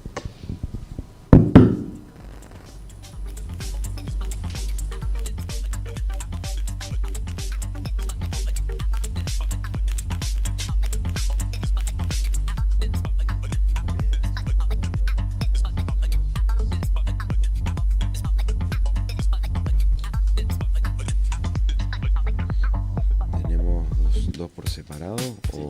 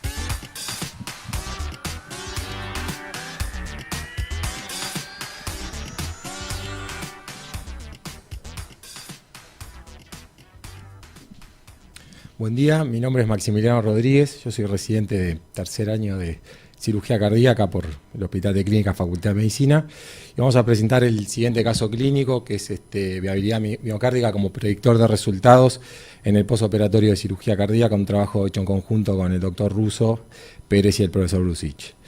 La disfunción del ventrículo izquierdo es uno de los predictores del resultado operatorio, eso desde siempre, o sea, pacientes con peor FEBI van a tener peor resultado. Lo otro es que la cirugía de revascularización le otorga un beneficio en la sobrevida al paciente con cardiopatía isquémica y FEBI severamente reducida, eso también ya está más que demostrado. Y pararnos en esto último, los estudios de viabilidad en sí como predictor de resultados postoperatorios. Podemos basarnos en esto para conducir un paciente a cirugía y bueno, eso es lo que queremos demostrar acá. Este es un paciente de sexo masculino de 62 años, hipertenso, dislipémico y extabaquista. De su enfermedad actual comienza con un angor de reposo postprandial, catalogado como una angina inestable de reciente comienzo, dada la ausencia de historia cardiovascular previa reciente, que la mañana persiste con disconfort torácico, ya configurando un angor prolongado, sin síndrome neurovegetativo ni otros síntomas cardiovasculares. Consulta en la emergencia del Hospital Maciel, donde se le coloca un parche de nitroglicerina, aliviando el dolor, un electro que no contamos, pero que tiene una secuela lateral y no cambios dinámicos del segmento CT, y troponinas que son francamente positivas. Entonces, con planteo de infarto agudo de miocardio sin elevación del TCT, se decide realizar coronariografía de urgencia y trasladar al Centro Cardiovascular Universitario. Este es el electro al ingreso. Vemos en las derivadas precordiales desde B1, B2, B3, B4 y B5 hasta B4, perdón, un escaso crecimiento de la onda R, más bien ausencia del crecimiento, con recién a partir de B5, B6 crecimiento del mismo. De la radiografía de tórax de la silueta cardioortopericárdica se muestra dilatada a expensas de cavidades izquierdas y bueno, después una placa de campos pulmonares que impresiona como una placa de edema pulmonar. El cateterismo en estas 4 proyecciones, seleccionamos algunas por cuestiones de tiempo. La primera de la izquierda, una proyección oblicua izquierda de la coronaria izquierda, muestra una lesión a nivel de la arteria circunfleja proximal y un gran ramo marginal con una lesión intrastent. En esta segunda proyección, bueno, ahí se detuvo un poquito, vamos a ver esta otra. Acá en una proyección ya un poquito más anteroposterior vemos una oclusión crónica de la arteria ascendente anterior inmediatamente después al nacimiento de ese gran ramo septal y en este último una coronaria derecha que se muestra ocluida de forma crónica. Este es el informe, es decir, la descendente anterior con una restenosis intrastent oclusiva total de tercio medio, una arteria circunfleja con lesión severa excéntrica proximal y la trombosis parcial intrastent del tercio medio. Y la derecha dominante ocluida crónica proximal, como fue dicho. La ecocardiografía al ingreso en un parasternal de eje largo vemos una disfunción severa del ventrículo izquierdo. En el Doppler color en esa misma proyección, válvulas que se muestran continentes y no hay flujo patológico en principio. En el eje corto también parasternal una disfunción severa del ventrículo izquierdo, lo que ya se confirmaba. Y en el apical 4 cámaras un ventrículo izquierdo que se muestra francamente dilatado y con alteraciones sectoriales de la contractilidad relacionadas a lo que es cara anterior sobre todo. Entonces el informe un ventrículo izquierdo dilatado, hipertrófico, una hipocontractilidad global, la quinesia apical anterior y anterolateral medio apical, con una FEBI severamente disminuida y una función del ventrículo derecho que está normal y vía auriculomegalia. En suma, estamos con un paciente de 62 años de sexo masculino con marcados factores riesgo cardiovasculares, revascularizado previo en 2005 en la arteria ascendente anterior y marginal obtusa, que se presenta con un SIN-ST de alto riesgo y que en el ecocardiograma muestra una FEBI severamente reducida y una lesión severa de 3 vasos en la coronariografía. Este paciente fue conducido a cirugía, se le realizaron 4 bypass, los bypass que allí figuran, mamaria interna izquierda descendente anterior y venosos aislados, aorta descendente posterior, una secuencia en cara lateral, diagonal marginal, tiempos de circulación extracorpórea relativamente cortos, de 130, en clampeo de 1 hora. Requiere vasopresores en la salida de SEC, se le colocó un balón de forma profiláctica, más bien la indicación, una cirugía sin complicaciones y sin sangrados. En el CTI 4 días de estadía en el cuidados intensivos, justamente, con requerimiento de inotrópicos y vasopresores, con buena perfusión, sin elementos de shock, y bueno, se extuba a los 2 días de la cirugía. En sala cursó bien, al quinto estuvo 5 días, es decir que en un total de 9 días el paciente fue dado de alta hospitalaria. En la policlínica fue visto luego, bueno, un paciente que estaba evolucionando bien, cumpliendo prevención secundaria, las heridas sin complicaciones y un nuevo eco que se realizó, que no contamos, pero que mostraba un incremento de 17 puntos en el porcentuales de la función del ventrículo izquierdo. La discusión viene dada un poco en que, bueno, las recomendaciones de las últimas guías, que son las europeas del 2018, dice que los pacientes cuando tienen disfunción severa del ventrículo izquierdo, bueno, si son candidatos a una revascularización hay que hacerlo, eso es indicación clase 1, y con cirugía si el paciente tiene un riesgo operatorio aceptable. Este estudio es el más citado cuando se habla de estos pacientes, es el estudio Stitch, que fue un seguimiento que se hizo a 5 años, donde ya mostraba que los pacientes asignados a cirugía, comparados a aquellos a los que solo se les brindaba tratamiento médico, bueno, ya mostraban un mejor resultado en el endpoint primario compuesto de muerte cardiovascular y hospitalizaciones. La extensión de este estudio es el Stitch, que fue a 10 años, las curvas se siguieron despegando en favor de la cirugía y estrictamente, ¿qué es lo que pasa cuando queremos hablar de viabilidad y pedir estudios de viabilidad en estos pacientes de muy mala función ventricular? Bueno, si son candidatos o si ya se les pasó la oportunidad de la cirugía. Bueno, las guías indican una clase de recomendación 2B, solicitar estudios de viabilidad para asesorar justamente esto último antes de conducirlos a estrategias de revascularización. Un poco esto fue resuelto en un subestudio de Julio Panza y colaboradores, un subestudio del Stitches, que mostró que los pacientes sometidos a cirugía tenían mejores resultados, tal como fue visto, pero que la interacción no era significativa cuando se consideraba la presencia o ausencia de viabilidad y el beneficio de otorgar cirugía o tratamiento médico, sino que tenían resultados similares, por lo que el estudio no soportó, no pudo apoyar la idea de que la viabilidad sea el juez de la mejoría con la cirugía o no. Entonces, entre las conclusiones, esta ya es la última diapositiva, saber que la cirugía mejora la sobrevida en los pacientes con cardiopatía isquémica y disfunción reducida, eso es real, que la viabilidad miocárdica, por lo menos en este último estudio, no puede definir qué paciente se beneficia de la cirugía, es decir, que no puede ser el juez, y que debe considerarse varios factores en la decisión, es decir, considerar la viabilidad está bien, habría que pedirlo porque eso tiene un impacto en el resultado operatorio, pero es un paciente que se presenta con Angor o no, qué calidad de vasos coronarios tengo la capacidad de ofrecer revascularización completa, es una buena descendente anterior y obviamente el terreno del paciente es un paciente de 58 años, como se ve muchas veces en estos casos, o un paciente de 85. Muchas gracias. Bueno, muchas gracias. Lo más interesante creo que del trabajo es que es un paciente complejo, de alto riesgo y difícil la resolución. Creo que acá la enseñanza más importante es sacar el mito que un paciente tiene que tener viabilidad para ser resuelto con cirugía.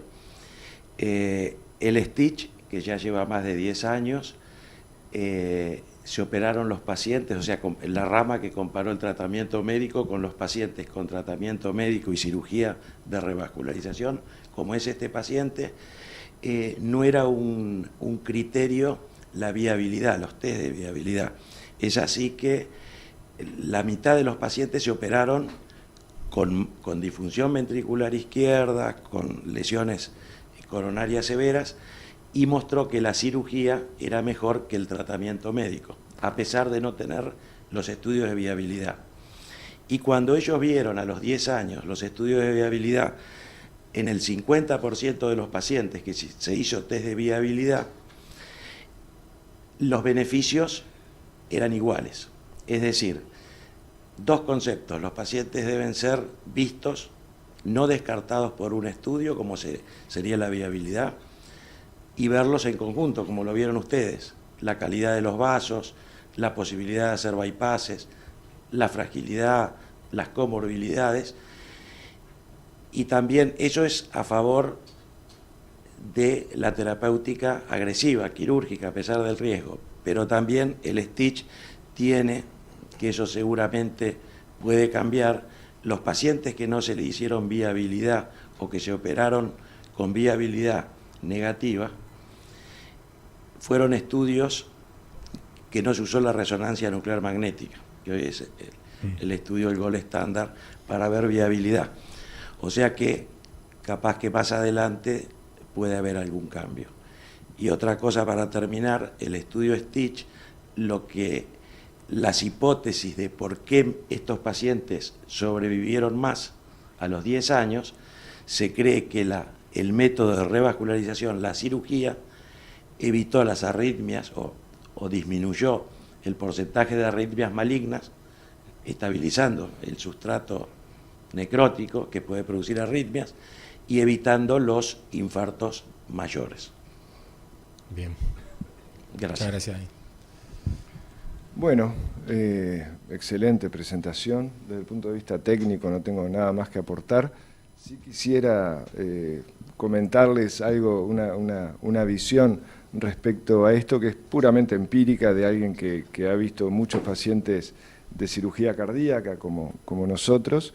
La cirugía cardíaca funciona a muchos niveles. Hay un nivel anatómico que tiene que ver con la viabilidad, con el vaso y con demás, pero sobre todo en pacientes que son muy límites y relativamente jóvenes como estos, es fundamental el cambio en la calidad de vida que puede surgir tras un evento, que hay un antes y un después para el paciente, de una cirugía cardíaca, que funciona prácticamente como un evento iniciático donde el paciente se enfrenta a su propia mortalidad y cuando sobreviene y sobrepasa ese camino del posoperatorio y todo el sufrimiento que implica, más allá de que uno lo intenta hacer lo más amigable posible, el paciente realmente modifica cosas en su calidad de vida que son muy importantes para su bienestar futuro. Hagamos lo que hagamos en la cirugía, digamos. Hay una parte que lo hace el paciente que tiene que ver con la nutrición, con el dejar de fumar, con hacer ejercicio,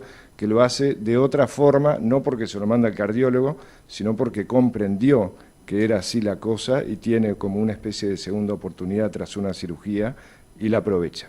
Y eso es lo que quería comentarles. Gracias, Alejandro.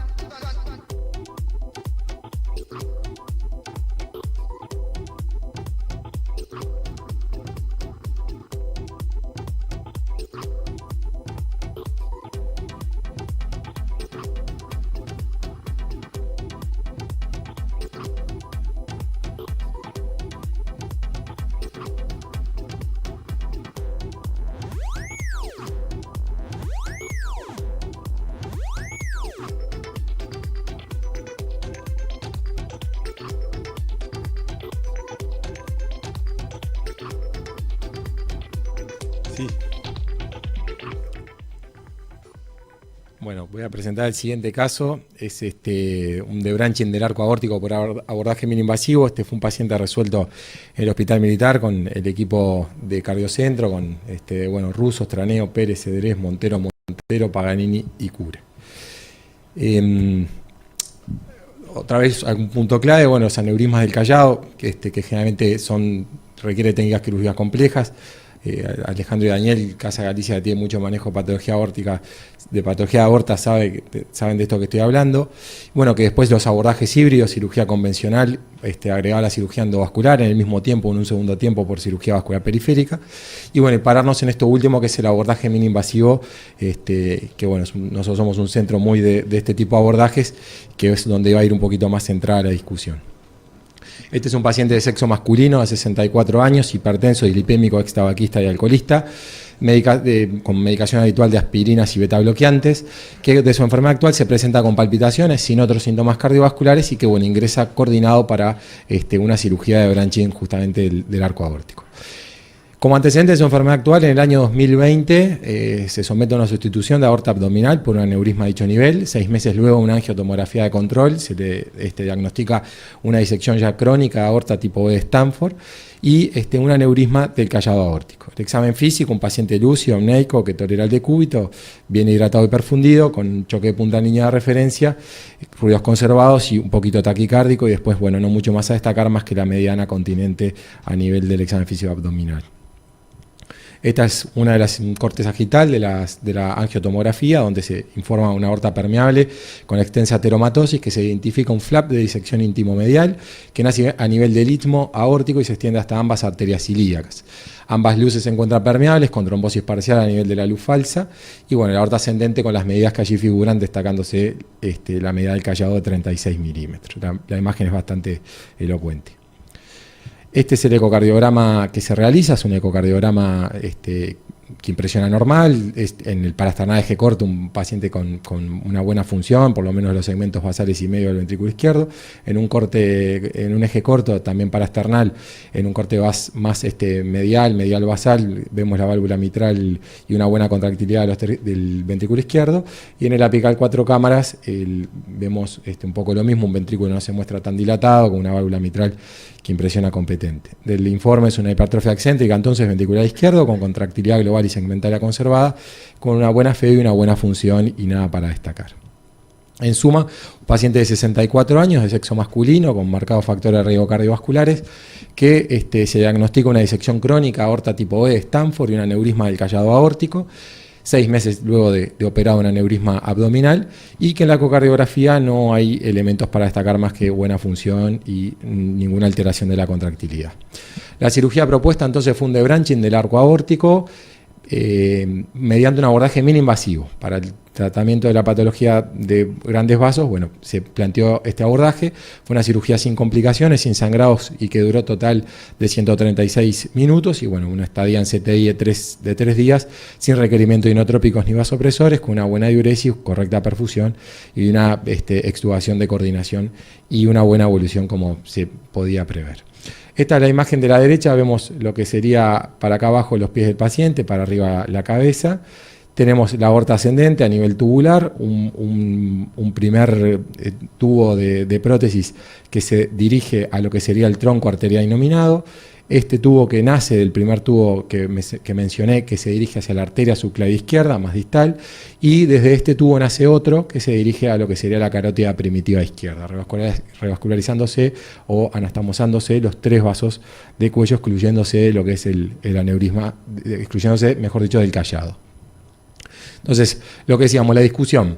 Esta ya es una imagen a la derecha que ven de lo que es la cicatriz. El apéndice sifoides estaría a este sector donde está esta marca violeta. Este es el drenaje que dejamos después de la cirugía. Y esta cirugía puede ser alcanzada también con un abordaje minoinvasivo, no necesariamente con una esternotomía media completa. Obviamente que la bibliografía que hay no está dirigida a este tipo de pacientes, eso es un poco lo gris de esta discusión, pero que bueno, queremos ahondar en lo que es el beneficio del abordaje minoinvasivo. Ya en el año 2008 este grupo de trabajadores ya encontraban que se asociaba a cierto beneficio en lo que es la menor estadía hospitalaria de los pacientes sometidos a sustitución de válvula aórtica con abordaje minoinvasivos y también una extubación más precoz. Esto se sostuvo en el tiempo con este grupo alemán muy conocido que en el año 2007 publicaron que también no solo mediante abordajes minoinvasivos la válvula aórtica puede ser tratada, sino que también agregan el beneficio de una menor incidencia de bajo gasto cardíaco posoperatorio y en la fibrilación auricular posoperatoria, dos grandes complicaciones que generan mucho dolor de cabeza justamente posoperatorio de los pacientes de cirugía cardíaca. Y bueno, el estudio más grande ya para terminar es el de este investigador, Paparella, que es un italiano, un grupo italiano, que ha trabajado mucho en lo que son abordajes minoinvasivos, donde ellos ya están viendo que no solo los beneficios ya contados, sino que también ya habría una reducción de la mortalidad operatoria en el paciente sometido a abordaje minoinvasivo, independientemente de la patología que se trate. Entonces, entre las conclusiones, bueno, acá lo ponemos en signo de pregunta, el minoinvasivo se acompañará de una menor mortalidad operatoria, ¿será cierto lo que se viene mostrando? Hay una menor incidencia de bajo gasto cardíaco, menor incidencia de FA posoperatoria, menor estadía hospitalaria y en CTI y extubaciones más precoz. Bueno, eso es lo que intentamos ir contestando con los distintos trabajos. Muchas gracias.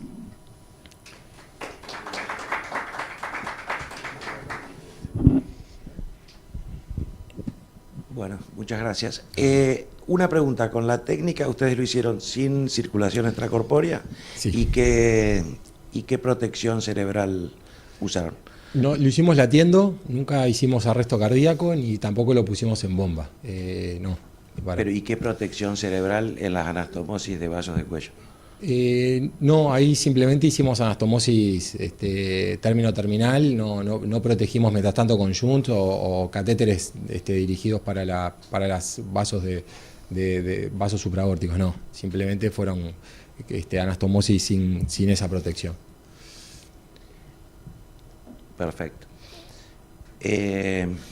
No, y bueno, creo que el trabajo está más enfocado al abordaje, ¿no? Más que a la técnica, porque si no la técnica habría que ver más detalles, pero el abordaje minoinvasivo sin duda es excelente y más, si bien no hay muchos trabajos publicados, porque en el mundo hay que decir que el de branching se utilizó hace unos años, acá se hacen muchos, pero es porque todavía no tenemos acceso a las prótesis para los procedimientos híbridos, para solucionar todo en el mismo acto, ¿no?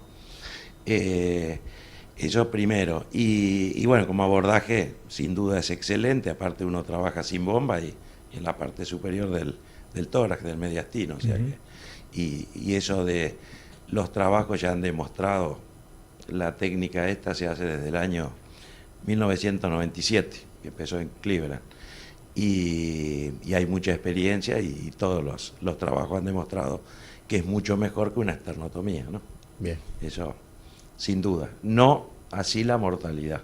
Lo que sí ha demostrado que hay menos estadía, menos trauma, la parte pulmonar, la función pulmonar, que ha sido muy bien estudiada, es mucho mejor en los pacientes que no tienen el esternón todo seccionado, y menos infecciones y por supuesto menos dehiscencias y menos cuidados posoperatorios. Eso está demostrado. Lo único que no está demostrado es la mortalidad. Aún en día, ¿no? Gracias. Pero muy buen trabajo y buena cosa es que sigan el camino de la minoinvasiva. Vamos arriba, gracias. Bueno, nada, totalmente de acuerdo, excelente trabajo. Es lo que hay que hacer en este momento. Con respecto a la cirugía de callado, bueno, claramente es una cirugía, todos los procedimientos de branching y sustitución de callado son cosas que están en plena revisión, en plena expansión y esperemos todos los cirujanos poder desarrollar esto más en el futuro inmediato. Muchas gracias.